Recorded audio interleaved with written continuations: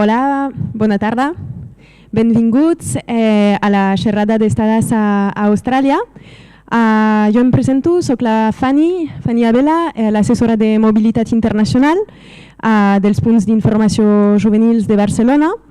Aquest taller es fa dins del marc de la campanya Un món d'oportunitats de BCN al món. Aquesta ja és una de les últimes xerrades. Cada dia corresponia a un país. Aquí teniu el programa, us vam distribuir el programa. I de fet, si esteu interessats encara, el dimarts que ve parlarem dels Estats Units i el dimecres, que és la cloenda de la campanya, parlarem de països escandinaus, on hem convidat a països com Noruega, Finlàndia, Suècia i Dinamarca. Llavors, aquesta tarda específicament parlarem d'estades a Austràlia i tenim la sort de tenir aquí a la Marta Moreno de l'agència Ghostody Austràlia i al Jaime Martín, que ens presentarà la seva experiència allà a Austràlia. Abans de passar-les la paraula, us volia dir que des de l'assessoria de mobilitat internacional, per una part fem aquests tallers col·lectius, però després, si necessiteu una informació més personalitzada, estem a 7 punts diferents i podeu agafar hora i mirarem el vostre cas. Si voleu anar a tal o tal país i voleu anar a estudiar, treballar, fer pràctiques o fer algun tipus de voluntariat, doncs ens podem informar més personalment sobre aquests temes. Doncs tot seguit passo la paraula a la Marta Moreno.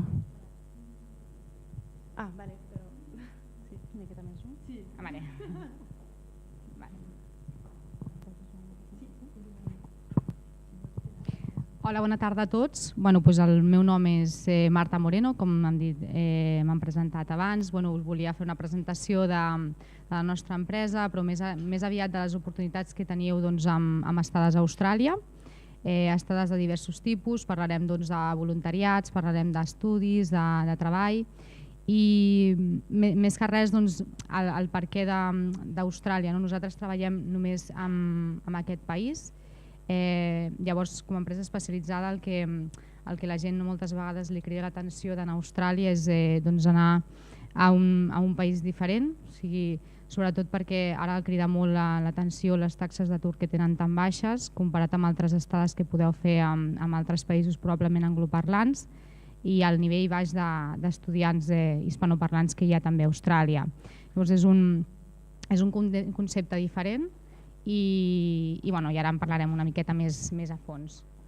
Us resumeix una miqueta, com veieu aquí, parlarem de les destinacions que trobeu a Austràlia, és a dir, les diferents ciutats una miqueta a banda del que ja es coneix com Sydney i Melbourne, sinó altres opcions, i després parlarem del visat d'estudis i amb la possibilitat d'estudiar i treballar al país, que els espanyols bàsicament tenim aquesta opció única com a primera entrada.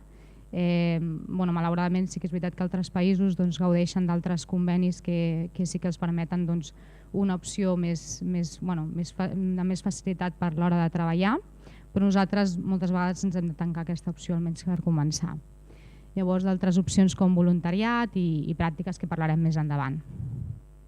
Resumint una miqueta abans que dèiem que Austràlia és un continent molt divers, Austràlia és més gran que Europa, amb una població de la meitat de la població espanyola, amb la qual sí que és veritat que està molt poc poblat, però també hi ha una gran part de desert. Llavors, l'elecció de la ciutat és una elecció molt important, perquè al final la gran part de la vostra experiència també anirà al voltant de la ciutat. Llavors, la ciutat, a l'hora d'escollir-la, heu de mirar diferents cosetes que nosaltres també us ajudem a veure. Com, per exemple, la dimensió i l'estil de vida de les ciutats. Si voleu una gran ciutat o una destinació més petita, més alternativa, etc. I l'estil de vida, o sigui, si necessiteu que hi hagi molt oci, com una gran ciutat com seria el que us pot oferir Sydney, o una ciutat més petita, com deia. Després, el cost de vida de cada estat Sí que és veritat que és dit que Austràlia és més costós que el cost de vida fins i tot de Barcelona. Tot i això sí que és veritat que hi ha ciutats que són bastant més econòmiques que d'altres, dins de la mateixa Austràlia. Sobretot la part de l'estat de Queensland són zones i ciutats més econòmiques, sobretot a l'hora de viure, que és on hi ha la principal diferència, perquè a l'hora del transport i el menjar, com deveu pensar, és més o menys prou similar. Llavors també climes, tenim climes des de subtropicals, tropicals, climes més mediterranis, hi ha gran diversitat. I les oportunitats laborals i d'altres factors. Oportunitats laborals volem dir que quan un, per exemple, se'n va a una destinació molt petita, costanera, les oportunitats són molt casuals, en una paraula. Es lliguen molt als resorts, als hotels, no tant a les oportunitats laborals potser d'una experiència que teníeu a nivell curricular, d'un estudi o d'una activitat formativa que heu fet abans. Gràcies. Us poseu unes fotos ràpidament de diferents ciutats. D'una banda, Sydney, suposo que la més coneguda de totes, més de 4 milions d'habitants, és una ciutat que combina molt bé la part de les activitats d'oci de platja, per lo que també és molt coneguda en si Austràlia com a país, i a la vegada l'oci i sobretot és el centre d'Austràlia a nivell econòmic i de finances. Gràcies. Ciutats com Brisbane, que estan una miqueta al nord-est, més amunt de Sydney, és una opció per a aquell qui busqui una ciutat en aquest sentit més petita, al torn dels 2 milions d'habitants, i és una ciutat bastant més fàcil que Sydney, perquè si busques una ciutat en la que puguis anar caminant o en bici, perquè les distàncies són més reduïdes en general, ho fa potser una miqueta més fàcil per qui busca una opció més petita també. Després Gold Coast, que també suposo us podrà potser parlar també a Jaime, que va ser a Gold Coast. Gold Coast és una destinació de platja, igual, bastant propera a Brisbane, que clar, aquí són al voltant de 600.000 habitants. És una destinació orientada molt més al treball d'hotels i relacionats amb turisme. Noosa igual està una miqueta amunt de la ciutat de Brisbane. És una zona, a diferència com hem vist en Gold Coast, és que és una zona amb més parc natural, és un gran parc natural, realment el gran parc natural de Noosa, i una zona de turisme més local, turisme més australià, vers el turisme més internacional, que probablement és el que aculli Gold Coast. Melbourne també, l'altra icona, la segona, la primera també ciutat important d'Austràlia. A diferència de Sydney, és una ciutat molt més cultural en aquest aspecte, molt més art en viu, de grans pintades al carrer, com música al viu, etc. El clima potser no és el que la gent pensa d'Austràlia, perquè és un clima més fred i molt canviant, i la zona de costa tampoc és potser la millor opció dins de tot el continent, però té una bona barreja i sobretot si us agrada un esperit més cultural, més artístic, Melbourne és la millor opció, sense dubte. Perth és de les últimes ja que xerrarem, que ha estat tot just a la costa oest. Com que hem parlat que és molt gran, hi ha aproximadament unes 5 hores d'avió des de Perth a Sydney. Llavors és una destinació molt més, li diuen una ciutat per famílies realment, molt més calmada, més tranquil·la, no tan explotada a nivell internacional, per la qual ja també és una bona opció, sobretot si voleu també com estar més integrats una miqueta en la cultura australiana, probablement. Llavors aquí us explicaré una miqueta les opcions que teniu amb els diferents visats. El visat de turisme, és clar, és un visat que no permet treballar en cap dels casos, i en això Austràlia és molt rigorosa amb el treball legal. Llavors sempre és màxim 3 mesos, usualment, i en aquest període també podríeu combinar-ho amb un estudi. Visat d'estudiant és un visat que mínim 3 mesos, i llavors als 3 mesos tindríeu un mes de vacances. Durant l'estudi és un estudi mínim de 20 hores setmanals, i durant el qual podeu fer un treball quinzenal de 40 hores. que vindrien a ser 20 hores setmanals, l'únic que teniu flexibilitat per si una setmana treballeu més que una altra. Llavors, l'assistència obligatòria és mínim del 80% i el temps que teniu sempre vacances, teniu temps de treball de jornada completa, temps il·limitat. Llavors, quan xerràvem una miqueta d'altres, és perquè moltes vegades quan fem xerrades i conferències la gent té dubtes en relació al visat de Working Holiday Visa o Work and Holiday, que és un altre visat, que malauradament, com dèiem abans, els espanyols no en tenim i llavors aquests moltes vegades són els dos visats que la gent utilitza per estudiar, són els únics, bàsicament. Llavors, en relació als tipus d'estudi que podeu fer, podeu fer estudis des d'estudis júniors, estudis per fer estades d'anglès. Per fer anglès es poden fer des d'estudis concrets, un curs de pronunciació i fluïdesa o un curs de preparació d'advance o estudis una miqueta de tot tipus. Després els estudis vocacionals, que és un concepte potser més extès a Austràlia, perquè el que volen a vegades és que si volen una persona amb una professió determinada, potser un expert en màrqueting, a vegades prefereixen que tingui un estudi concret en això i que tingui una part pràctica important. I els vocacionals el que fan precisament és això, que tenen part teòrica però també tenen una part important pràctica. Llavors us posen una miqueta al lloc de la feina on realment veieu jo m'hi vull dedicar a això o no, i sempre teniu sortides endavant per estudiar a la universitat després, si voleu també. Després teniu els graus, postgraus i màsters. Les dates per estudiar aquests estudis a l'anglès depèn del tipus de preparació.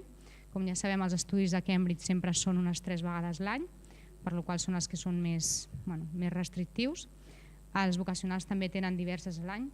El vocacional, el que la gent ha de tenir en compte és que d'una banda no són, a vegades ens hem de queixar la data que es faci i no només això, sinó que són d'un temps concret, potser durant un any o durant 6 mesos, llavors ens haurem d'adaptar a aquest temps. La universitat, les entrades sempre són al febrer i al juliol.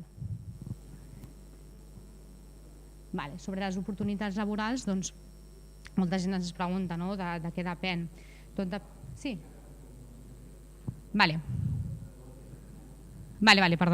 Perdona. M'apropo una miqueta més, digue'm. Les universitats comencen les entrades al febrer i al juliol.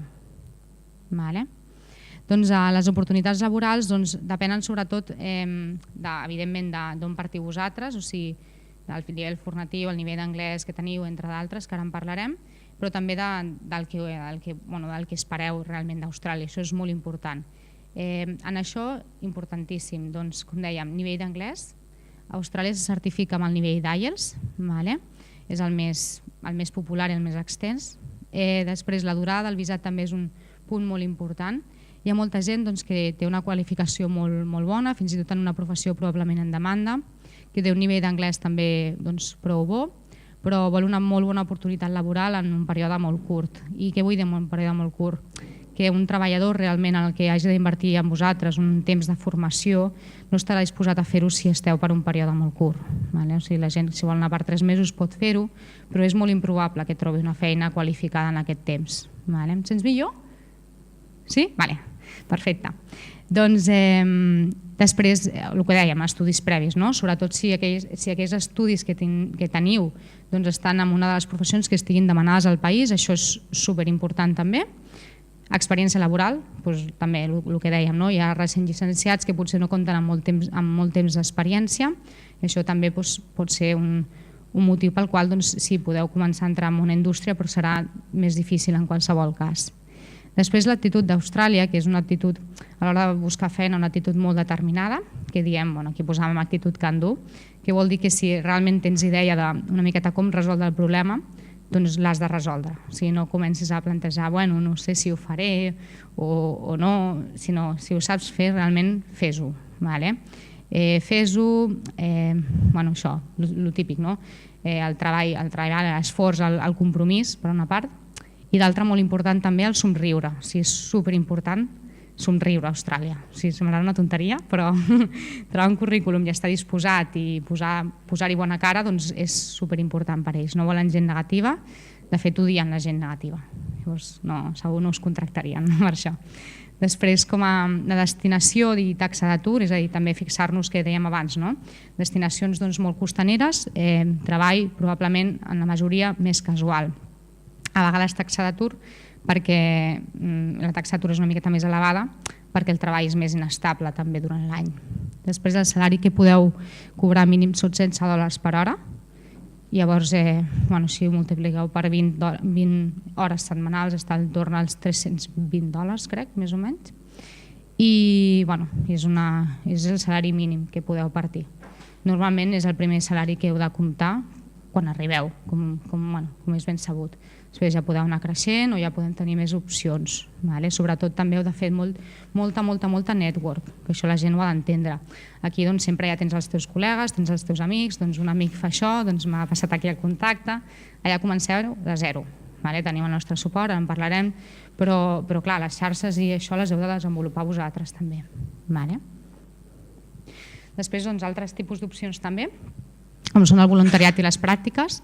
Voluntariat, per exemple, mentre esteu fent un estudi, si voleu fer un voluntariat a Austràlia, també ho podeu fer. Hi ha voluntariats per ajudar a cuidar animals, a cuidar, per exemple, koalas. Hi ha realment una gran possibilitat de fer, si us crida l'atenció, fer algun voluntariat amb fauna i amb animals d'Austràlia. En qualsevol cas, sé que hi ha moltes opcions. Després hi ha el programa també de MIPER, que ben bé no és un voluntariat, però volia mencionar-ho per si us era interessant. El programa de MIPER és un programa, a Austràlia no existeix el programa Au Pair, en qualsevol cas, ni cap visat que concedeixi l'opció d'anar d'Au Pair a Austràlia. Llavors el visat de MIPER el que fa és, heu d'estar per mínim 3 mesos a una família, per mínim i per màxim, allà el contracte és renovable si esteu les dues parts contents. Llavors aquest programa vosaltres heu de treballar 20 hores amb la família. Aquestes 20 hores en comptes de fer-les qualsevol feina, les heu de fer aquí. El 50% del treball és cuidant els nens que hi hagi, etc. El 50% és en feines de la casa. A canvi d'això no pagueu allotjament ni àpats. Llavors és una altra forma també de poder fer-ho. Llavors la gent que va estudiar i que potser ha estudiat aquí pedagogia o té algun interès específic pot combinar l'estudi amb aquest tipus de programa. Després l'altre punt és les pràctiques, que amb aquest visat 416. Les pràctiques són una bona opció per qui vulgui fer a nivell carrera internacional. I clar, són una opció que és un visat específic que només contempla que podeu fer aquest treball a pràctiques. De fet, probablement amb el número d'hores que hi esteu tampoc us donaria per fer una altra cosa. Però legalment no es contempla que pugueu fer un treball addicional. Llavors aquest visat sobretot és per fer experiència en un camp en concret amb una empresa australiana. Què vol dir això? Doncs que heu de tenir un nivell d'advance en qualsevol cas, heu de tenir, haver estat estudiant com a molt 18 mesos abans d'haver acabat els estudis. Després, depèn del tipus d'estudi que feu, necessiteu un portfolio, un currículum específic per poder accedir. I una miqueta el tema és que a vegades la gent no escolleix tant aquest tipus de programa perquè sobretot el que succeeix és que les pràctiques no són pagues. Llavors, organitzar el programa no és molt costós, la veritat, però el fet de no poder mantenir-vos allà sí que genera un problema, perquè sobretot són ciutats bastant costoses i que si vas treballant amb els salaris que tenen alts estan molt bé, però a la mesura que no tens ingressos has de comptar que si estàs 6 mesos fent unes pràctiques has de tenir tot el diners per mantenir-te allà abans. Però és una bona opció per fer currículum a nivell internacional, en qualsevol cas. Llavors una miqueta sobre nosaltres. Nosaltres som una empresa australiana, som una empresa pública, per la qual passem una doble auditoria també anual. Només ens dediquem, com dèiem, a Austràlia i el que fem és representar tot tipus d'institucions, ja siguin institucions universitàries o institucions vocacionals o escoles d'anglès. Ho fem sense cap recàrrec perquè les escoles directament ens aporten els fons i les inversions per poder treballar-hi aquí. Llavors hi som aquí a diferents diferents ciutats de territori espanyol. Després també hi som a altres països i som a Austràlia també. Des d'aquí, des del territori espanyol, el que fem és l'assessoria personalitzada, o sigui, mesurar què voleu, quin objectiu teniu, on voleu ser-hi, per quant temps. Això una miqueta ajudar-vos en tot aquest procés, com l'elecció de la ciutat, si realment hi teniu molts dubtes. Després, opcions d'allotjament, opcions de cobertura mèdica que necessiteu per ser-hi al país, i tenim millors condicions i millors convenis amb companyies aèries directament. Llavors teniu més equipatge o menys preu, diferents opcions que es poden interessar. No esteu obligats a fer-ho, però simplement una sèrie d'avantatges per anar a través de nosaltres. Després, unes fotos d'una miqueta d'events que fem aquí a Barcelona, a part de les fires d'educació, també fem events una miqueta més casuals perquè la gent també entengui i coneixi altres estudiants. Aquestes són unes fotos de l'Extreme Games de Barcelona. Després, aquí alguns mítings que fem amb estudiants que van cap allà i estudiants que hi han tornat, i llavors és molt interessant perquè tothom té... És una experiència sobretot molt inquietant perquè abans de marxar tens moltes ganes i se'n barregen amb els nervis. Llavors ho fa una miqueta dificultós a vegades i llavors la gent pot expressar, intercanviar idees i clar, són moltes experiències, no només les nostres pròpies. I sempre que fem aquest tipus de coses. O celebrar, per exemple, també els dies d'Austràlia junts, que és el 26 del gener de cada any. Llavors sempre fem algunes trobades amb altres estudiants. Després, des de les nostres oficines d'Austràlia, que estem situats a Brisbane i a Sydney, també oferim un servei addicional als nostres estudiants. Sempre a qualsevol de les oficines hi ha personal espanyol, és molt important. Després, ja us trobareu australians arreu, però al principi, sobretot per saber els conceptes de la visa, per tenir clar tot amb l'escola i que tot surti bé, teniu sempre assistència en espanyol. Després el que fem també és l'ajuda sobretot en temes bàsics. Arribeu allà, no sabeu el transport, el telèfon, el banc, com organitzar tot aquest tipus de coses. A nivell laboral també tot el tema de cotització o d'evolució de taxes, us ajudem a saber com funciona. I després el que fem a través del Job Club, que posa aquí, són seminaris per situar-vos a Austràlia. Entendre d'una part, com dèiem, l'aptitud que s'ha de tenir a Austràlia, això com comentàvem, com enfrontar la recerca de feina, com corregir un currículum, com tenir els skills per fer una entrevista, és a dir, què espera realment l'empresari de vosaltres. Tot això és el que nosaltres hi treballem i ens enforcem perquè la idea és que el més ràpid possible que esteu a Austràlia podeu tenir també aquesta feina. Nosaltres pensem que, tot i que poguéssiu comptar per uns mesos per mantenir-vos allà, jo crec que realment és una molt bona experiència poder combinar-ho amb feina, perquè es tracta d'un país en què és més fàcil trobar-ne, tenir una taxa d'atur que està en torn al 5% a tot el país, i clar, al cobrar més o menys el que cobrem de mínima, la gent es veu molt remunerada, encara que faci un treball molt casual, com pot ser el primer treball de cambrer, fins i tot si té un nivell nul de neteja o el que sigui. La gent diu, guanyo aquests diners, m'estic mantenint i la gent això li gratifica molt. I jo ho aconsello realment, perquè practiqueu en anglès i perquè milloreu. Extensió d'estudis també i activitats lúdiques i socials també. Us he penjat unes fotos també perquè veieu alguns dels seminaris que fem, que de dalt es veuen molt semblants, són seminaris de benvingudes, seminaris aquest és per devolució de taxes, tot el que estàvem parlant abans, com us ajuden des d'allà també. I després, que també ja formeu part d'una xarxa social, sobretot per començar, que repetíem, no teniu network, no coneixeu a ningú, fer-vos saber, fer-vos conèixer és superimportant. Llavors, des de fent campaments de surf o anant a fer excursions o barbacoes, nosaltres sempre fem barbacoes a les que convidem també els estudiants perquè es coneixin i també coses més casuals com anar a veure futbol junts o qualsevol d'aquestes coses. Perfecte, llavors el torn de preguntes, si voleu, esperarem a que Jaime faci la seva explicació de la seva experiència amb nosaltres i llavors fareu les preguntes que necessiteu a tots dos, si us sembla. Moltes gràcies.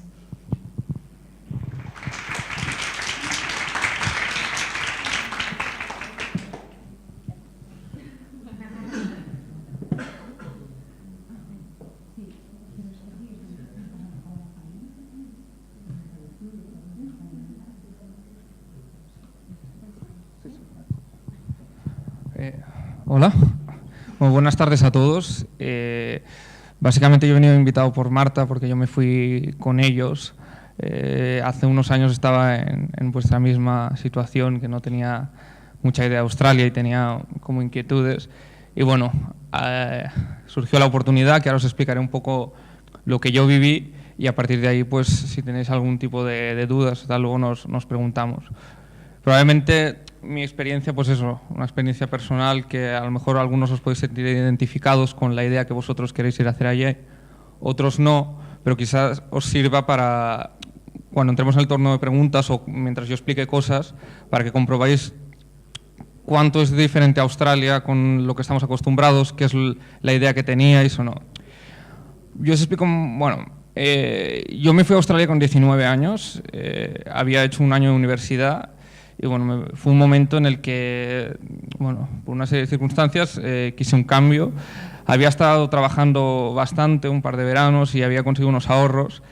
Y bueno, mi nivel de inglés era como el de tantísima gente cuando acaba el colegio, pues con un nivel bastante malo. Mi inglés era bastante un inglés de Cuenca, con un acento bastante malo. Y bueno, empecé a la universidad y me di cuenta de eso, que realmente pues era muy necesario, ¿no? Y ese primer cambio de chip de, bueno, me voy a atrever, ¿qué voy a hacer? Y bueno, pues empecé un poco desde el desconocimiento que tenía sobre Australia, porque yo creo que, no sé vosotros, pero yo al menos sí, y muchísima gente sabe de Australia poquísimo. La idea de los koalas, los canguros y la imagen de Sydney y poco más. Al menos era lo que yo sabía, que era muy poco. Entonces yo me decidí a invertir ese dinero que yo había ahorrado en aprender inglés. Pero claro, el dinero que yo tenía no era mucho, entonces tenía claro que quería ir a un sitio en el que pudiese trabajar. Entonces me puse a investigar, ¿no? Entonces quizás el sitio más famoso es Estados Unidos y enseguida lo descartas porque no se puede trabajar. O sea, es muy complicado, muy complicado, ya lo descarté. Luego Canadá, hace demasiado frío, yo lo descarté enseguida. Luego quedaban las opciones de Europa, ¿no? Irlanda o Reino Unido, que probablemente más de uno conozca a alguien que se ha ido allí, ¿no? Y yo justamente como tenía muy claro que quería aprender inglés, ahora en Londres o en Dublín o estos sitios que hay más españoles que aquí, y la crisis y todo, como que descarté bastante rápido Europa también. Entonces, aquello descartando, me quedaba entre Australia y Nueva Zelanda. Nueva Zelanda también hace bastante frío, así que un poco la imagen llamativa que tenía Australia de darte esa combinación, ¿no? de que es un sitio atractivo, que se puede estudiar, se puede trabajar, y yo lo planteé desde un primer momento como una inversión, porque yo no me iba con un perfil de, bueno, me voy de vacaciones y a vivir la vida, no, yo tenía eso, unos ahorros y tenía muy claro que les quería sacar partido. Y bueno, realmente la idea esta que había puesto Marta en el eslogan, ¿no? El país de las nuevas oportunidades, más allá de un eslogan, creo que realmente es una realidad, ¿no? Esa idea que había antes con Estados Unidos de lo del sueño americano.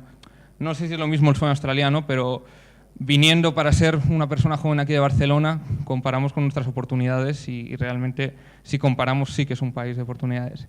Entonces eso, cuando yo decidí, bueno, pues ya decidí que me iba a Australia,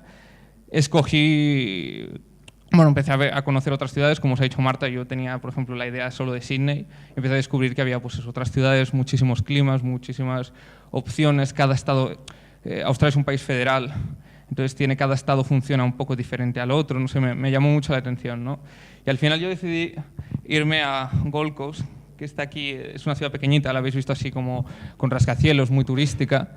Pero bueno, yo quería irme allí porque tenía claro, yo he vivido siempre, soy de aquí de Barcelona, pero bueno, vivía en un pueblo a las afueras, cada día coger el metro, el tren para venir aquí, perder una hora de trayecto, y era un poco, me apetecía un sitio que tuviese todo más a mano y poder encontrar un trabajo pues de camarero y todo, básicamente por eso, porque mi nivel de inglés no era nada bueno y tenía muy claro que si iba a un sitio era para soltarme y para perder la vergüenza, porque yo creo que eso gramaticalmente tampoco era tan malo, pero eso es lo que digo yo, el acento de Cuenca, y que si me oíais hablar pues daba pena, ¿no? Entonces, bueno, pues eso, me atreví y fue todo bastante rápido y en un momento me planté en la otra punta del mundo, ¿no?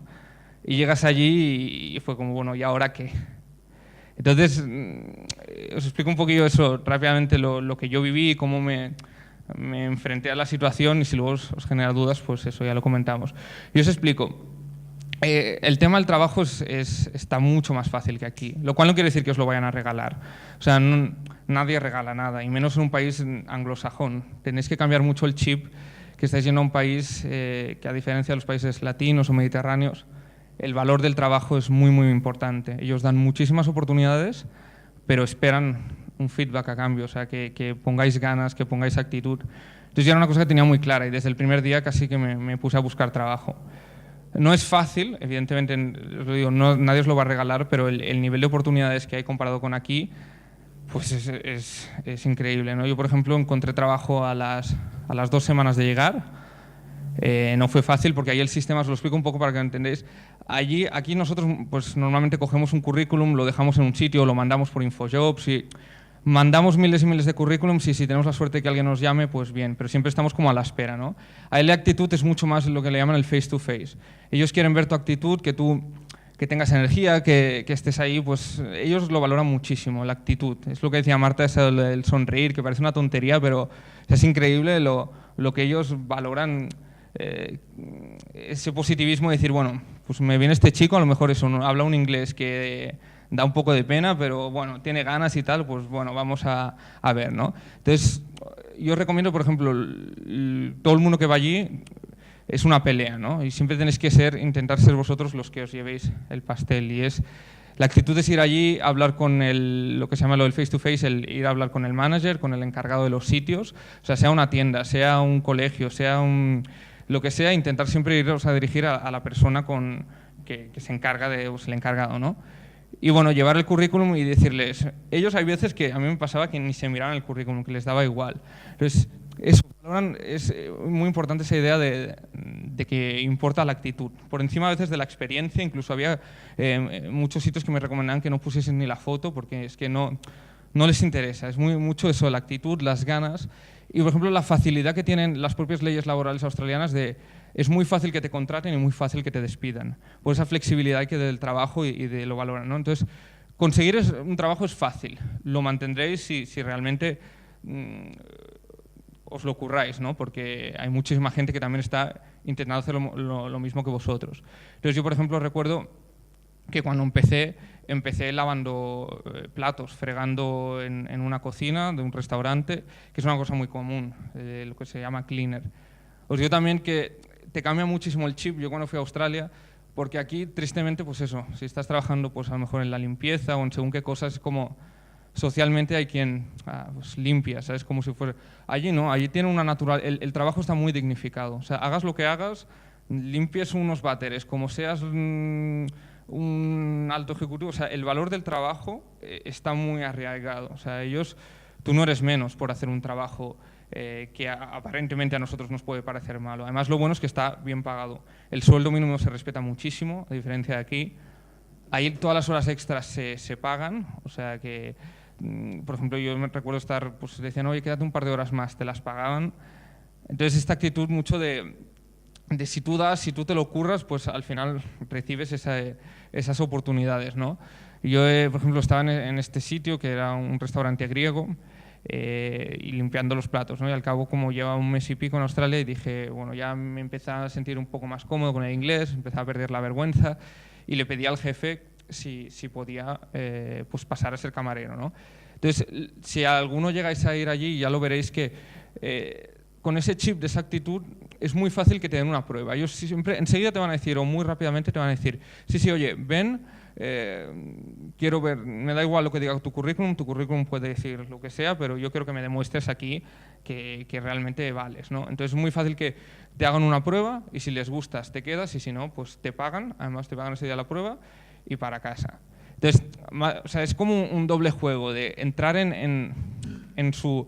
Ellos tienen unas normas del juego, ¿no? Entonces hay que respetarlas, hay que entrar con ellos y bueno, luego ya hay que entrar también con la picaresca. Yo, por ejemplo, con esto del currículum, además gracioso, porque yo mentí, como buen español, mentí en el currículum.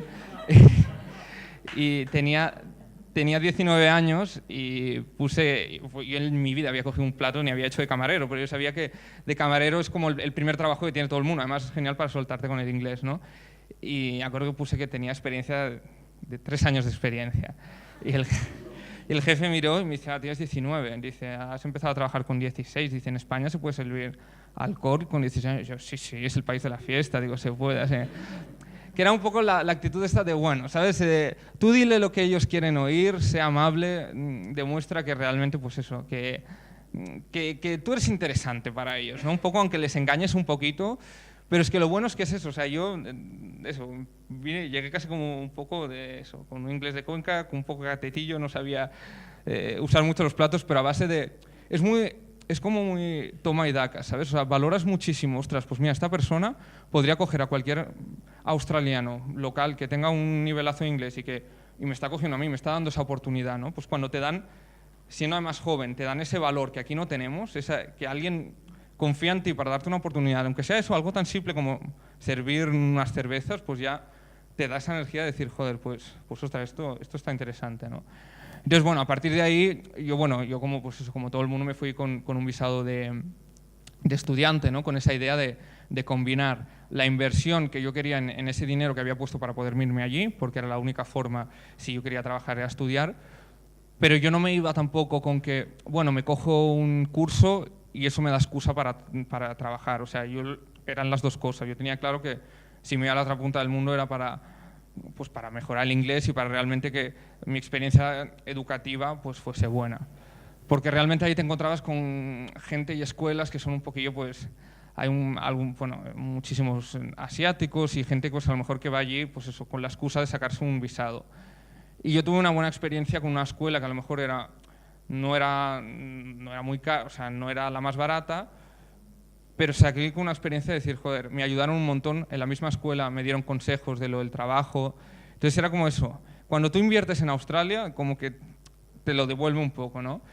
Y estuve unos meses en Gold Coast, la ciudad esta pequeñita, y bueno, es lo que os decía Marta, depende un poco de lo que vosotros queráis, ¿no? Si una ciudad más pequeña, una más grande. A ver, hay que ir con el chip eso, de que hay que empezar a veces un poco por lo más bajo. Y os lo digo, allí no eres menos que nadie, al revés, eres mucho más digno que aquí. A lo mejor haciendo un trabajo muy bien cualificado aquí, estás cobrando mucho menos que allí por cualquier cosilla, ¿no? Entonces al principio pues te da pues para pagar las facturas, para pagarte el alquiler y bueno, pues si puedes vas ahorrando y te vas dando una flexibilidad, ¿no? Entonces yo por ejemplo me mudé a Sydney porque ya tenía ganas de una ciudad más grande y tal, en el periodo de vacaciones, que puedes trabajar sin límite de horas. Entonces aproveché y me coincidió con las Navidades y bueno, trabajaba 12 13 horas al día. Además, yo siempre explico que yo en Australia he vivido como los mejores y los peores momentos de mi vida prácticamente, porque no os lo voy a vender como es un camino de rosas, os vais a llegar a las 2 semanas trabajo y genial todo y surf y maravilloso, porque eso me pasaba a mí, que colgaba una foto en Facebook, claro, ahí las estaciones van al revés, ¿no? Y era diciembre y todos, cabrón, estás ahí en la playa, no sé qué. No veían que yo llevaba, pues eso, 12, 13, que había ido a la playa y me había pasado 12 horas en un restaurante sin parar, ¿no? Pero bueno, encima ahí pagan por semana, que eso es algo muy bueno, creo, tanto el salario se paga por semana y el alquiler y todo lo pagas semanalmente. Con lo cual no es como aquí que, ostras, es día 20 y ya no llego a final de mes o tal, ¿sabes? Como lo administras muy bien. Si cobras poco, pues ya sabes que gastas poco y ostras, 7 días pasan muy rápido, ¿sabes? Es como mucho más fácil de gestionar. Y cuando trabajaba eso en la época, yo os recomiendo que en la época de vacaciones la aprovechéis al máximo a intentar eso, hacerla el máximo número de horas, porque te da para ahorrar y para, pues, yo qué sé, pues si después quieres viajar o para decir, bueno, pues me he gastado un dinero, he hecho una inversión, ¿no?, en educación y al menos pues recibo un poquito para ahorrar o pues, ostras, ya que he estado en Australia y que he estado trabajando, pues también visito, ¿no?, el país. Y bueno, por ejemplo, yo en Sydney ya os digo, o sea, fue muy gracioso porque yo empecé en Australia viviendo en un piso patera, que éramos 16 personas en un piso de 90 metros cuadrados y un solo baño. Pero eso es el resumen un poco de Australia, ¿no? Acabé viviendo en un rascacielos de 46 plantas en la planta 21. Y claro, 19, cumplir los 20 allí, que con 19, 20 años vivas esa experiencia, que te lo estés pagando todo tú, que sea a base de tu esfuerzo, ¿no?, de espabilarte y de salir un poco de la teta de tu casa y ya no solo eso de tu familia, sino lo que decía Marta, que aquí quieres que no, tienes tus amigos, tienes tus contactos, si quieres conseguir algo, pues es mucho más fácil, ahí empiezas desde cero. Por eso meter esa idea en la cabeza de decir, joder, pues si voy allí voy a intentar dar lo máximo de mí. Si lo hacéis, o sea, yo puse energía y es un país donde realmente las oportunidades están allí. Están para quien las quiere usar, ¿no? Pero realmente están. Y bueno, explicaros así cosillas más anecdóticas, pero que os van a servir, que probablemente no habíais oído nunca de Australia. El tema bueno, que eso que os decía de los países anglosajones, ellos tienen un valor enorme al respeto a su propio sistema de leyes, a su propio Estado, porque el estado del bienestar australiano es muy bueno y ellos son conscientes de lo que lo quieren proteger. Eso lo digo porque yo me encontré ahí, pues eso, llegas y hay muy pocos españoles, eso es bueno, aunque bueno, pues también te acabas encontrando, ¿no? Y especialmente pues españoles o gente así más del sur, con la picaresca esta de pues intentar trabajar de ilegal o que a ver si me contratan en un sitio, y todos empezamos, yo fui el primero, yo en el primer trabajo que estuve sin contrato, inocentemente piensas que bueno, que es como aquí, ¿no? Aquí no pasa nada prácticamente, es como, bueno, pues te contratan en verano en un chiringuito y no pasa nada. Allí no, ahí tened muchísimo cuidado si alguien va, porque realmente deportan a la gente y lo hacen de verdad. O sea, te encuentras casi como en un programa de televisión, de repente, porque te están sacando del país por haber trabajado de camarero, de ilegal, por eso, porque ellos piensan que los salarios de Australia son de los más altos, porque se respeta mucho el trabajo, se respetan las horas, todas las horas laborales, se respetan las horas extra, entonces todo eso, todo ese respeto genera una apreciación al sistema que ellos quieren mucho proteger, ¿no?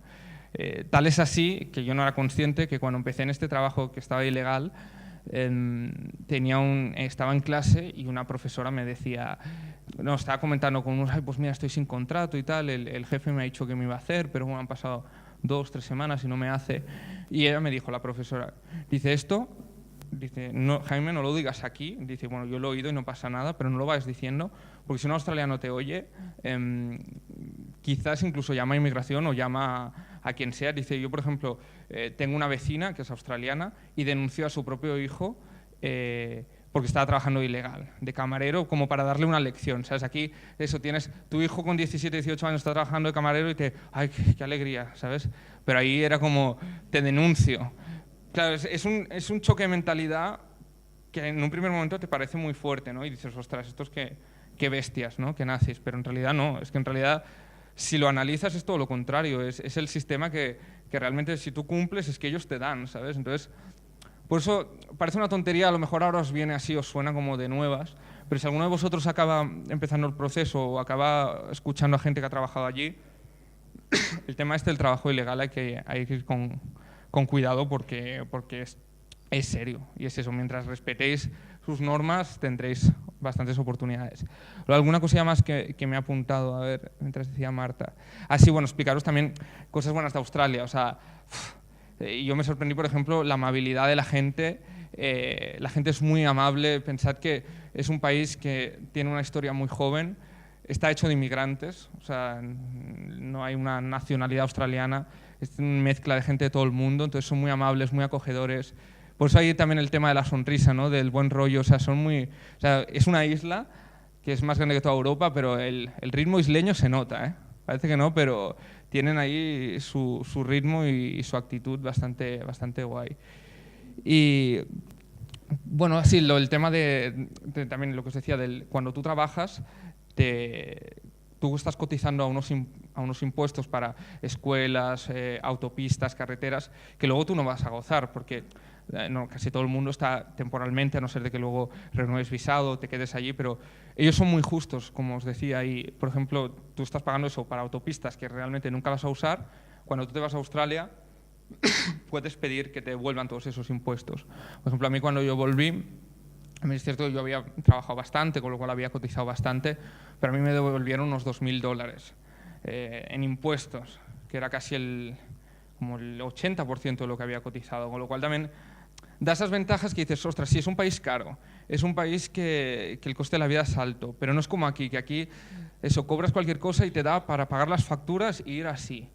Allí con un trabajo de media jornada, 20 horas, pues te da para pagar las facturas y alguna cosilla más y con el tiempo os vas ahorrando y luego te devuelven impuestos, entonces te puedes, no sé, es ese cambio de actitud de amoldaros al sistema más anglosajón, pero no es Estados Unidos, es Australia, es un rollo eso, es un punto medio en que valora muchísimo el trabajo, pero a la vez tiene una actitud muy, pues eso, de buen rollo y bueno, y de gente bastante abierta y tal.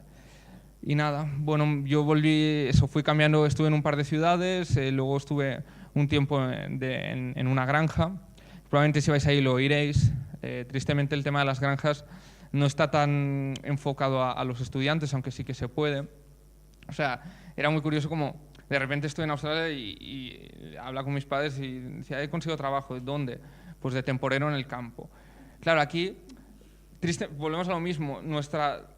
Hemos degradado socialmente a una serie de trabajos que pues a lo mejor en Huelva están gente haciendo la fresa y les están explotando por 3 euros la hora. Ahí tú hacías el mismo trabajo y cobrabas lo mismo que cobraba a lo mejor pues eso, un profesional en su trabajo, ¿sabes?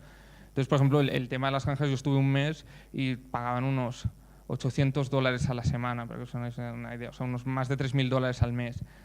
Es para hacerlo en un momento muy puntual, en vacaciones, que no, eso, los españoles no tenemos el working holiday, pero no sé, son más ejemplos de que vayáis dando cuenta que hay que empezar a veces por lo bajo, pero no es el bajo que es aquí. Ahí lo que es bajo para ellos no es bajo y para ellos es lo más normal y al revés, tú que vienes de fuera, vienes de la otra punta del mundo, que no tienes amigos, que no tienes familia, te da un colchón y una seguridad y unas ganas de decir, joder, pues estoy aquí y lo voy a aprovechar, ¿no? Y bueno, ya más a modo anecdótico, si a alguien le gusta viajar, por ejemplo, allí las distancias son enormes y comprarte un coche de segunda mano, bueno, de segunda, decimosexta mano, es muy barato.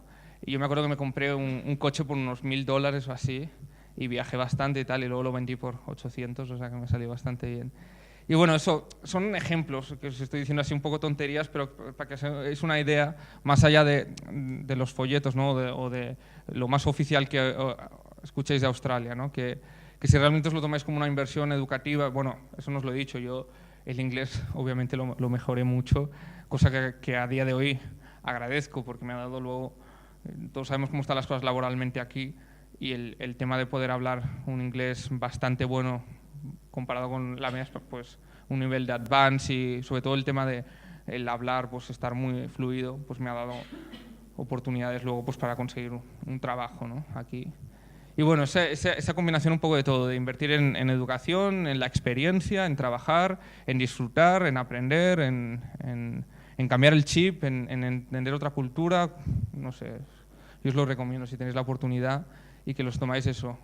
Sabemos que todo ahora pues, está complicado con el tema de crisis, pero es un sitio que no suele decepcionar y que te suele llevar una experiencia humana que es muy, muy gratificante. Sí, no sé si... Pues muchísimas gracias, Jaime, muchas gracias, Marta. Ahora pasaremos al turno de preguntas.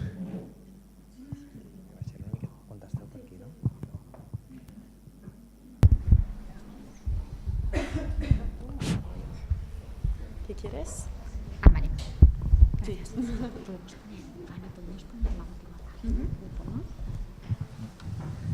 Hola. Hola, buenas tardes. Buenas tardes. Mire, yo tengo 2 dudas. La primera es sobre el hecho de qué diferencia hay entre la Holiday Visa y la Working Visa, o no tiene nada que ver, es que no me ha quedado muy claro. Vale, hay dos, es la Working Holiday Visa o la Work and Holiday Visa, es muy parecido. Vale.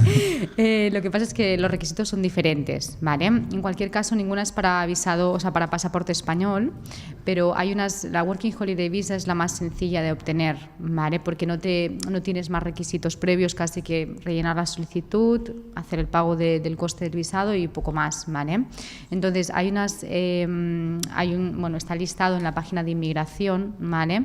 Que una serie de países, si te lo quieres apuntar a la página para que puedas consultarlo, es immi.gov.au.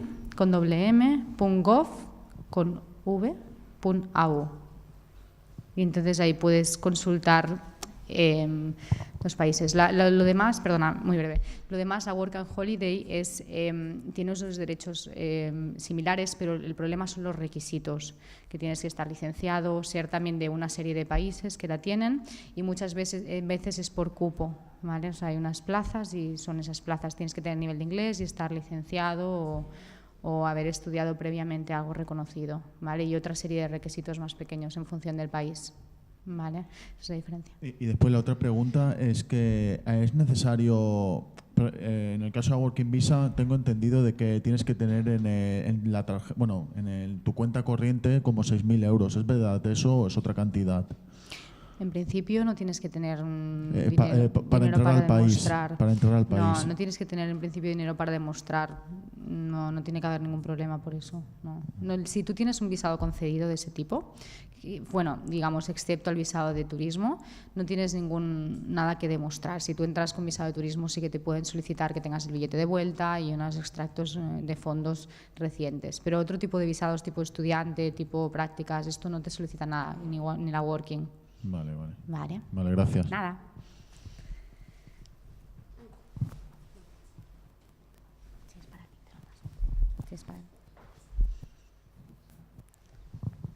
Hola, ¿me oís Hola. bien? Sí, ¿no? Sí, perfectamente. La pregunta era sobre lo último que ha comentado él, sobre el tema de que te devolvían parte de lo que habías cotizado, ¿no? Quería estar seguro de qué significa, si eso significa que te dan el dinero pero realmente no cuentan tus cotizaciones, porque suele haber acuerdos bilaterales entre los países para luego, si has estado trabajando y cotizando, pues igual también te queda una parte de, eso se considera parte de tu contribución a la seguridad social, ¿no? Entonces, no sé si cuando te lo devuelven, por así decirlo, también deja de contar para eso, ¿no? Es simplemente te devuelven el dinero y quedas como a cero, o un poco si tenéis esa información y... Sí, si quieres te lo explica él lo que fue en su caso, ¿vale? Simplemente la idea es un poco diferente. Esto lo organizan, sobre todo, también nos ayudan a verlo desde las oficinas de Australia, pero la idea es que cuando tú cobras allí, cobras, digamos, la parte gross, o sea, lo que sería todo lo que te deberían pagar, no te lo pagan. Entonces, lo que tú haces es, cuando vuelves normalmente al país de donde resides habitualmente, puedes solicitar la devolución de tasas. Y entonces la devolución de tasas es un porcentaje normalmente bastante elevado de todo aquello que has cotizado y por lo cual no estás disfrutando, que son la mayoría de las cosas por las que ellos cargan estos impuestos, ¿vale? Si quieres él te explica un poquito mejor, que igual lo ha hecho un poco más reciente, pero básicamente eso.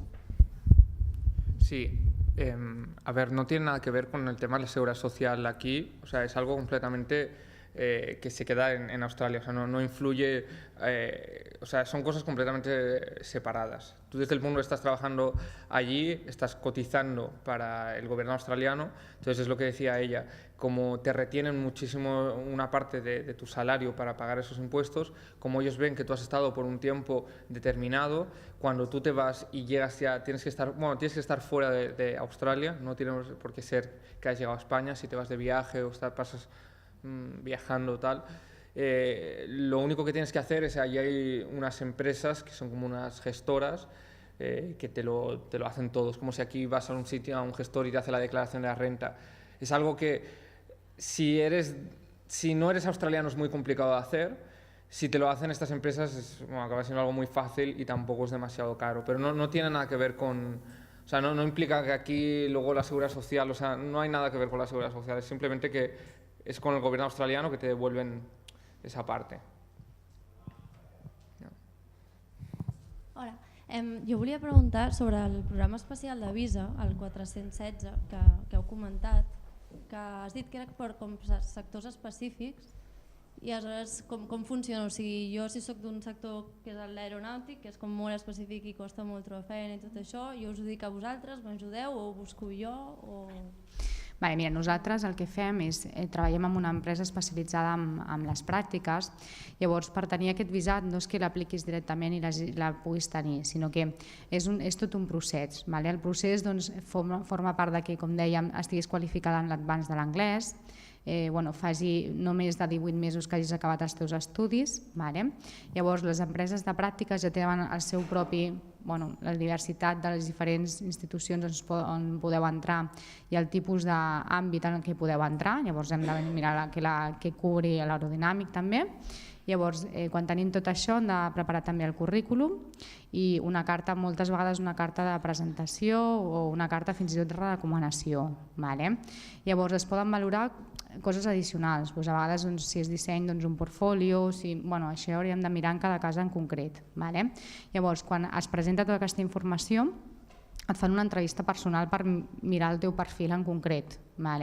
I sempre et faran una entrevista personal fins a arribar a la fase que tu tens el conveni ja amb l'empresa a la que aniràs a treballar. Llavors, quan tot això està acabat, llavors sí s'aplica el procés de visat. Llavors, no tens remuneració per part d'aquesta empresa, però sí que tens aquesta part, o sigui que entres directament a treballar en aquest àmbit. I això sí que és una més carrera professional. Això sí. Gràcies. I és factible que una empresa et faci sponsoring? O sigui, que et faci l'esponsorship per tenir el visat per poder-te quedar. De forma permanent. Sí. A veure, nosaltres no tractem el que és l'esponsorship, només ajudem els estudiants amb el visat d'estudiant, visat de turisme, visat de working, que parlàvem abans. El que sí que, evidentment, tenim molts anys fent això només per a Austràlia, llavors ja hi ha casos com, per exemple, Jaime, que va de forma més temporal, que torna, però hi ha gent que té una intenció de forma més permanent a Austràlia. En aquests casos sí que hem tingut, et puc dir que tenim casos que ha succeït, o sigui, és possible, i d'altres no. És molt mirar també el perfil. Com dèiem abans, les oportunitats laborals, és a dir, l'esponsorship normalment és perquè tu has entrat abans dins de l'empresa, i que tu entres abans dins de l'empresa passa perquè, el que dèiem abans, tu pots tenir un visat supercurt i ser una persona superprofessional en el teu, però si tu no li dones una empresa perquè et pugui tenir aquesta opció de contractar, fins i tot durant el període d'estudi, segur que després no tens una opció futura. Això és molt probable. I es pot passar des d'un 416 o sigui, que t'agafin i et facin l'esponsorship? Sí, hi ha diferents opcions per poder saltar entrevises. Encara que això és un tràmit migratori que haureu de parlar, jo us puc direccionar a la web d'immigració, que el Departament de Visats d'Immigració de l'Ambaixada de Madrid, que són el que porta tot aquest tipus de tràmits. Però sí, hi ha opcions de passar a diferents visats dins d'Austràlia.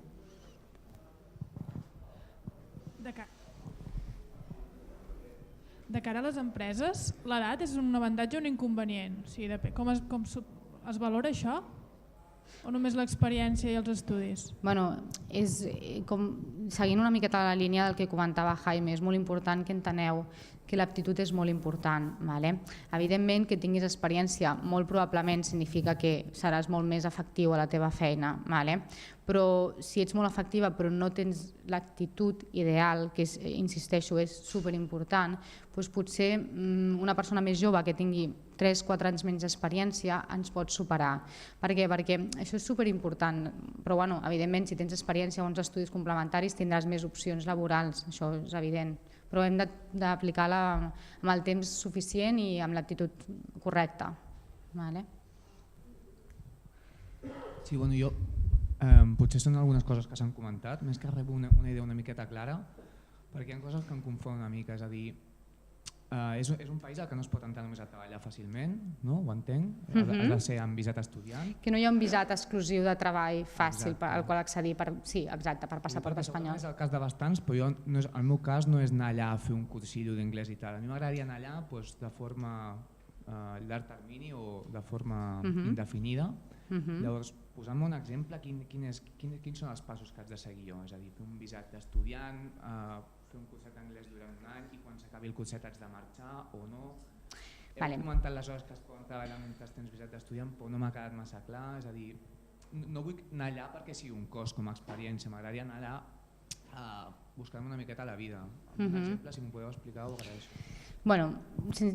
Fàcilment. Mentre estiguis estudiant, 40 hores quinzenals, el que vindrien a ser 20 hores setmanals de treball. Mentre estiguis de vacança pots fer temps complet, sempre que estiguis de vacances o períodes de breaks entre els estudis. La forma més adient, clar, seria molt injust dir-t'ho així de sobte i sense parlar-ho més. Hauríem de veure el teu nivell d'inglès, les teves opcions. Normalment la gent que vol estar a més llarg termini i ja té un nivell d'anglès suficientment bo, tipus advanced o superior, la forma que immigració d'aquesta manera i el Departament d'Educació vol impulsar d'Austràlia són els visats d'estudi per màsters, per màsters o visats per estudi de grau. El per què és perquè després d'aquest estudi, o sigui, mentre estàs estudiant, repeteixo, pots treballar i el temps complet durant les vacances, però després d'aquest temps pots tenir entre 2 i 3 anys per residència al país. I això el que fa és que al principi sí que tens més la part de la inversió, que també no fa falta que es faci tot de cop, però sí que tens la part més de la inversió, però després pots tenir la residència al país per uns anys. Evidentment és la forma més fàcil, si tu estàs 4 anys o 5 anys o el temps que siguis a un país, de poder tenir més opcions i obrir-te més portes. És l'opció probablement més recomanable, però insisteixo, hauríem de veure el teu perfil, si tens estudis previs, etc. Sí. Sense tenir l'advance és apuntar-te a un curs, un principi d'anglès o de qualsevol cosa, i mentre l'estàs fent pots estar allà, no? Sí, sempre que estiguis... Quinzenals, que et dona per viure tranquil·lament, o és un cost o no? És a dir, tampoc sabem bé la seva qualitat de vida sou, no? És a dir, què tal viu això? Com? El Jaime, perdona? Sí.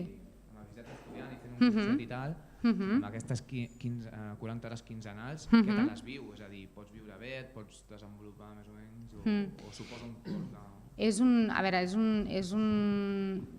És un treball parcial, o sigui, com si fos aquí un treball a part-time, i és per viure de forma humil, vull dir que, a veure, és una vida d'estudiant normal i corrent. És el mateix que si aquí, o sigui, és impensable que aquí amb un treball part-time tinguessis el teu propi pis i a la vora del mar, vull dir, saps? És una miqueta difícil, no? Llavors això en el tema d'una vida amb una vida d'estudiant, com si te'n vas a la universitat, no sé, de Vic i te'n vas a compartir pis amb uns amics i tal, i és una vida normal. Això hi ha gustos i sobretot capricis i tal, doncs sobretot el que la gent fa, jo us recomano, és que el temps que teniu treball limitat, que aprofiteu a fer feina, que és una miqueta també el que va fer Jaime.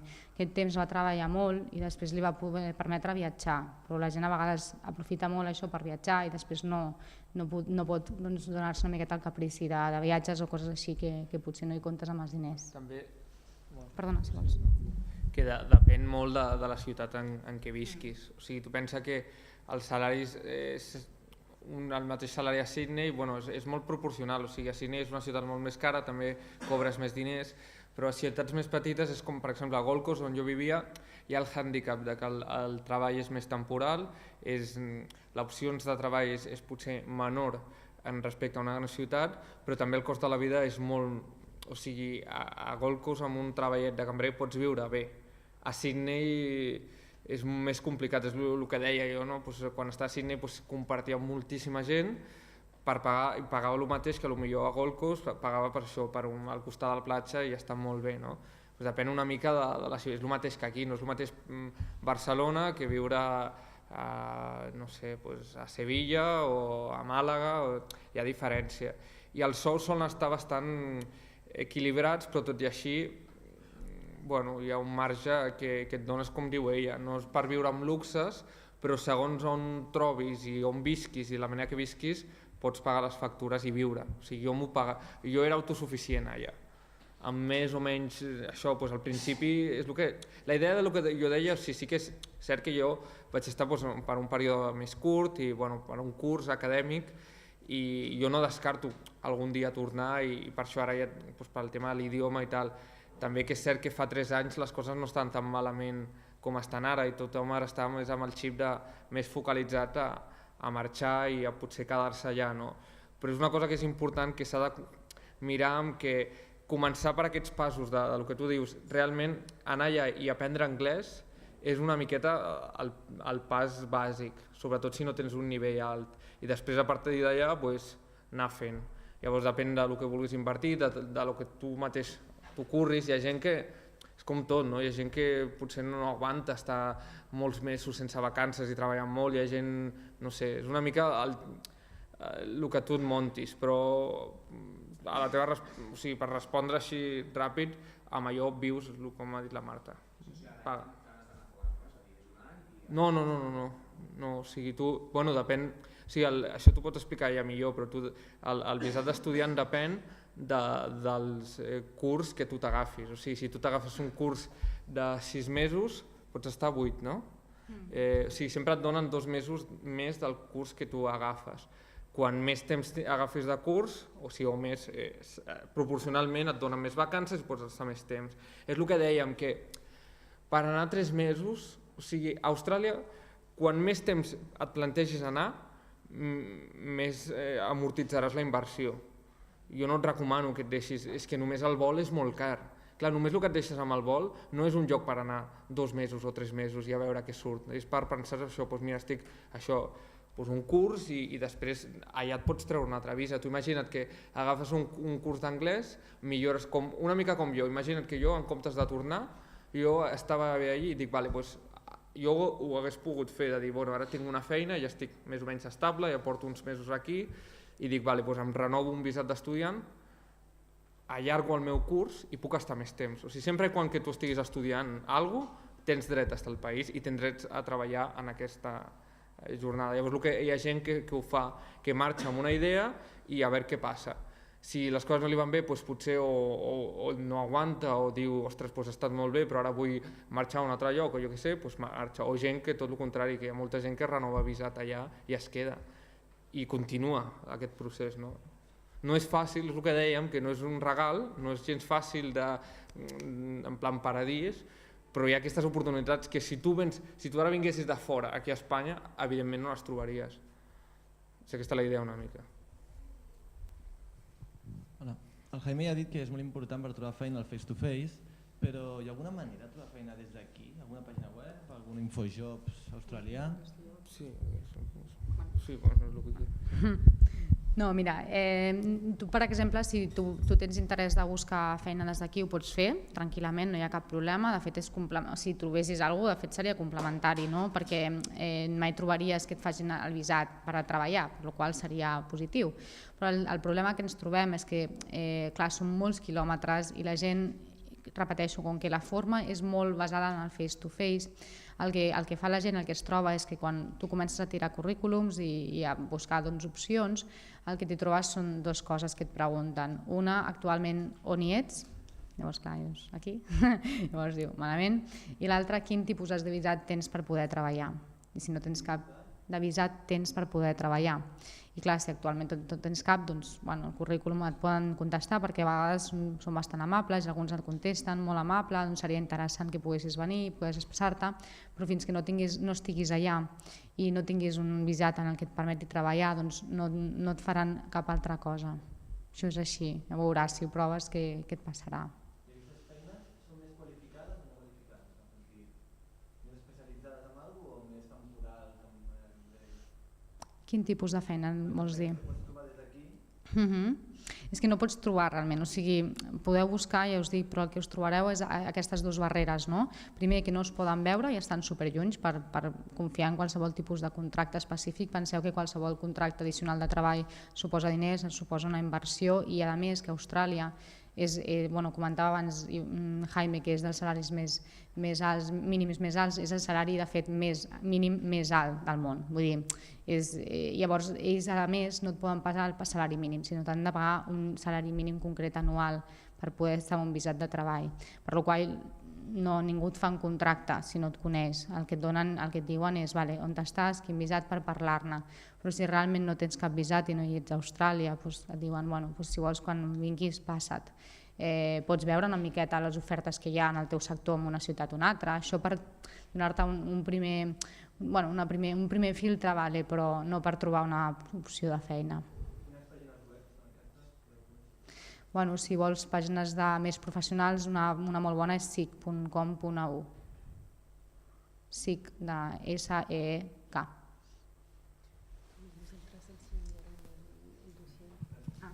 I em comenta també Fanny que ells us enviaran un dossier amb el qual és veritat que surten diferents links i més informació d'aquest tipus de visats i diferents links d'on buscar feina i de més, complementari. Hola, bones.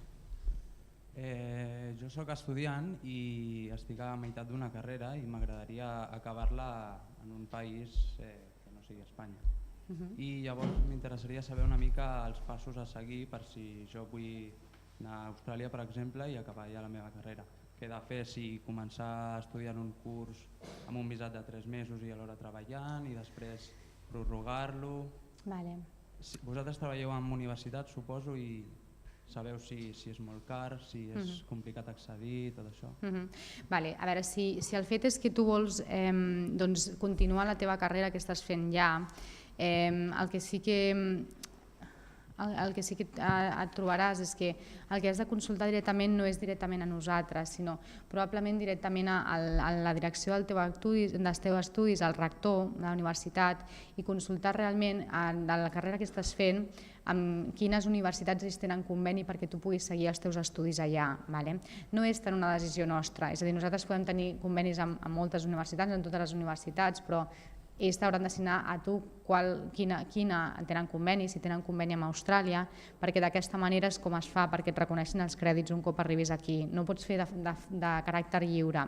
Si vols fer diferent, que és com va fer Jaime, un gap year, és a dir, desconnectar, mira, estic a segon, estic a tercer i vull fer, no sé, per millorar el nivell d'anglès, per fer alguna cosa més específic, més tècnic, o el que sigui, ho pots fer.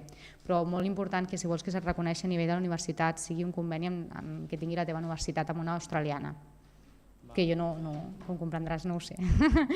Però això ho hauries de consultar amb el director d'estudis. Ja m'informaré més. Gràcies. No, que yo preguntaba por una visa que hay de 4 años de forma permanente, no me acuerdo cómo se llamaba exactamente, pero yo vi que valía 2.000 euros la propia visa y había una especie de página web complementaria a la web del Consulado de Australia, que ellos lo que te hacían era revisar tu currículum y si realmente valías. Esta web yo no me acuerdo cómo se llama bien, pero era como así... ¿Ausfis puede ser? Sí, a lo mejor era esta, que está en Londres, en sede en Londres. Es muy importante que si has consultado esta web, porque se han dado varios procesos de timos al respecto de esta web, es muy importante que todo lo que sea de carácter de visado lo consultéis siempre con el Departamento de Inmigración, con la Embajada de Madrid. Es muy, muy importante, ¿vale? Porque hay algunas páginas engañosas que están publicando información de este tipo y seguro si te pones en contacto con ellos de nuevo, te piden un primer pago como para evaluar tu documentación, 400 euros, lo que sea, y después al final yo he tenido casos de estudiantes que han pagado esto paralelamente porque después de volver aquí pues querían volver y ver una manera y muchos han tenido problemas. Yo te recomiendo que consultes la web de la embajada, no sé si la tienes o... Sí, la tengo. Vale. O sea, de la embajada te daban directo, o sea, bueno, yo he cogido el nombre, o sea, habían dos tipos de profesiones, las más buscadas y las no tan buscadas, que ya te salía al lado el nombre que dices, lo he buscado en Google y la web oficial pues lo he visto ahí, que a ellos les tenían que enviar tu currículum y tu máster o no sé qué, y ellos te revisaban y ellos te aprobaban y te enviaban la información al consulado. Entonces, yo te preguntaba, hay como una especie de internet de mito de que si no tienes un lugar aquí muy permanente o si...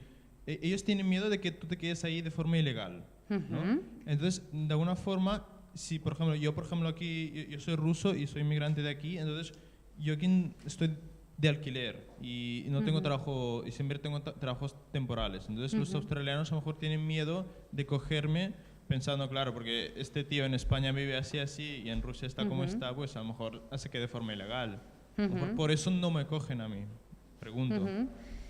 Bueno, Rusia creo que todo depende de lo que estudies, ¿vale? De la tipología del estudio. Creo recordar de memoria que para un assessment, o sea, esto va por assessment, por niveles de valoración. Creo que para Rusia es nivel 3, que eso supongo que lo habrán dicho en migración. Para estudiar inglés, por ejemplo, depende de lo que estudies. Si fuera universidad, te valoran, en teoría todo el mundo lo valoran igual, que es con el assessment 1, o sea que es lo más sencillo para entrar. Sí que es cierto que sobre todo, incluso no solo por el país de residencia, sino porque aunque haya alguien nacionalizado en España que tenga otro país de procedencia, pueden entender, depende de la persona que te lleve el caso, pero pueden entender que tienes una tendencia migrante y por lo cual pues tienes intención de quedarte, si tu país de residencia está en peores condiciones España actualmente pues, están absolutamente al corriente de las condiciones de desempleo, bueno, de la crisis, etcétera, etcétera, pues pueden entender que te pueden solicitar información de carácter adicional. Por algunos pasaportes la solicitan sí o sí, porque son mucho más estrictos a la hora de la entrada. Sí, porque hay como unos países que están clasificados por un orden numérico, ¿no? Por esto que dices. Y otra pregunta es, si yo hago el pago de la visa del 2.000 euros, yo leí que si no te aceptan estos 2.000 euros no te los devuelven. ¿Es eso cierto o...? Sí, ¿no? Es que, o sea, que es lo que te digo. Apuesta, ¿no? Mira, si igual en nuestra documentación ves nuestra dirección de correo, yo te pasaré el teléfono del director de Departamento de Migración para que consultes con él esta información, para ver que esta información sea verídica, porque primero no sé ahora de qué tipo de visado estás hablando, pero para consultar esto. Si quieres escríbeme y te lo miro. Vale. Sí, por favor. Bueno, vamos acabando con dos últimas preguntas. Como veo que hay gente que se tiene que ir, en la documentación que os hemos dado hay la posibilidad de inscribirse al boletín de movilidad internacional, que es un boletín que hacemos cada 15 días y a través del cual enviamos pues, becas de estudios, becas de prácticas, voluntariado, ofertas de trabajo, tanto en Europa como fuera de Europa, si os interesa. Y luego también os pediremos de rellenar el pequeño formulario, ¿no? Pues, sí, dos últimas preguntas. Jo volia preguntar, jo m'acabo de llicenciar en Biologia i volia preguntar-te si saps si allà hi ha oportunitats en aquest camp. En biologia? Sí. Bueno, depèn d'on vagis a fer-ho també. Vale? Normalment seran zones més del nord, probablement, que tinguis més accés a fer alguna cosa relacionat amb biologia marina, o gent que hem tingut treballant com a submarinistes o amb diferents qüestions d'aquest àmbit, però clar, depèn d'on vagis tindràs més o menys opcions. Bueno, sí, de fet, segons l'opció buscaria el destí, no... Exacte. Per això et pregunto en general, vull dir, perquè a mi el destí és una mica... Normalment diferent. més al nord tindràs més opcions. Vale. A ciutats com Cairns o ciutats... Hauríem de mirar més a fons les ofertes que ofereixen, vale. Però normalment tindràs més opcions a aquest tipus de ciutat. I una altra pregunta és, si jo vaig amb visat d'estudiant, hi ha opció de treballar com a becari? Sí, igual que aquí que et poden fer un contracte de becari, allà també. El visat de pràctiques és el visat 416, o sigui, en principi... Si no és el de pràctica, jo com a estudiant no puc estar com a becària. No, és que són qüestions diferents. És com a estudiant t'haurien de pagar legalment com a estudiant, o sigui, amb un contracte independent. Si no és l'altra opció de fer-ho a través d'un visat de pràctiques. Però les hores no són remunerades i és molt de temps en pràctica, això no. Clar. I vosaltres heu dit que a través de la vostra empresa també busqueu vols, no? Tenim millors acords amb companyies aèries. No els reservem nosaltres directament, sinó que derivem directament a la companyia, no és cap agència intermediària, llavors ja gestioneu els convenis que tenim i si us interessen podeu reservar-ho a través d'ells. I ha de ser anada i tornada o pots comprar només? No, només pot ser anada. Saps més o menys sobre el preu? Sí, mira, a partir dels 600 euros hi ha viatges d'anada, però normalment més aviat a 700. Perfecte, ja està, merci. Nada. Espera, és que hi havia una altra pregunta aquí, primer, sí. I després haurem de tancar. Sí, sobre el nivell d'anglès, sempre heu esmentat l'IELTS. Si tens un títol de Cambridge, té la mateixa validesa o realment has de fer un examen, treure't el nivell amb l'IELTS? En quin àmbit? Per estudiar a la universitat o per treballar? Per treballar. No, per treballar serà una miqueta més pràctic. O sigui, si tu vas a la feina i almenys que sigui un treball molt professional, si tu vas a la feina, saps parlar i t'entens perfectament, està bé.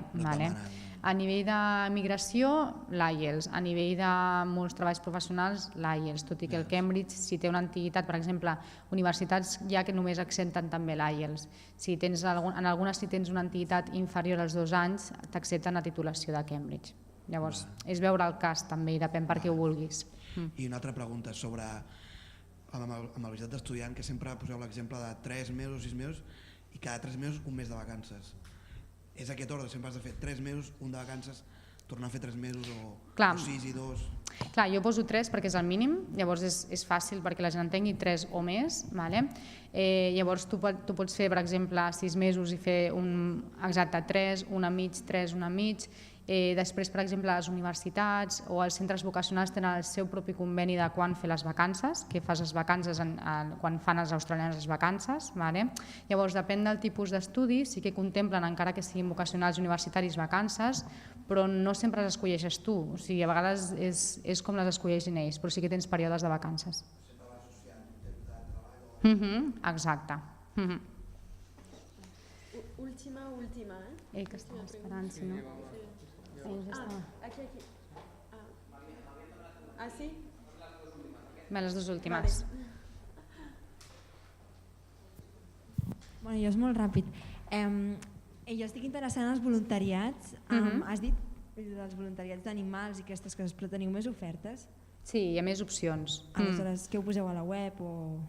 Sí, normalment el que nosaltres basem molt és en atenció personalitzada, perquè clar, com que fem totes les escoles d'Austràlia, per exemple, només a Sydney hi ha més de 60 escoles d'anglès. Llavors, si ho poséssim tot a la web no estaria realment ben actualitzat. Llavors, si vols igualment ens pots consultar, et podem dir les altres opcions, a part d'animals, les altres opcions que n'hi ha per fer voluntariat a Austràlia, que n'hi ha més opcions, depèn de la ciutat on vagis, això sí. Així un correu i ja... Sí, ens pots contactar quan vulguis. Gràcies. Sí. Última pregunta. Hola, dos preguntas. La primera era, quería saber sobre el nivel de vida, la carestía de la vida en Australia. ¿Cuánto sería necesario poder ingresar para poder subsistir? Es decir, ¿cuál sería el ingreso mínimo para tirar en una ciudad que no sea, pues por ejemplo, Sydney, una ciudad muy cara? Y la segunda pregunta es para recién titulados sin experiencia, si hay oportunidades de desarrollo profesional para recién titulados sin experiencia. Es decir, mediante algún programa de prácticas o si simplemente con un título ya es fácil llegar allá y con un nivel de inglés un poco mínimamente decente ya poder entrar directamente al mercado de trabajo. Bueno, como habíamos comentado antes un poco, depende del nivel de vida de las ciudades, sobre todo el coste de alojamiento es lo que marcará un poco. Entonces, Sydney es de las más costosas, Melbourne y Perth tienen un coste parecido, pero por ejemplo en Queensland, muy elegidas, pues a veces Brisbane o otras ciudades más costaneras son más económicas para vivir. Entonces, en cuanto al coste de vida, pues lo que ganas más o menos va siendo como unos $16 por hora, que serían unos $320 semanales. Son bruts, això. Unos $320 y lo que pagas por alojamiento en ciudades como Brisbane, a veces por una habitación individual bastante bien, están en torno a $140, $150 semanales. Entonces, lo que te tienes que contemplar es que te dé básicamente para alojarte, para comidas y pues transporte. No es para una vida de lujos ni de extras, por eso decirlo. Entonces, bueno, es un poco eso.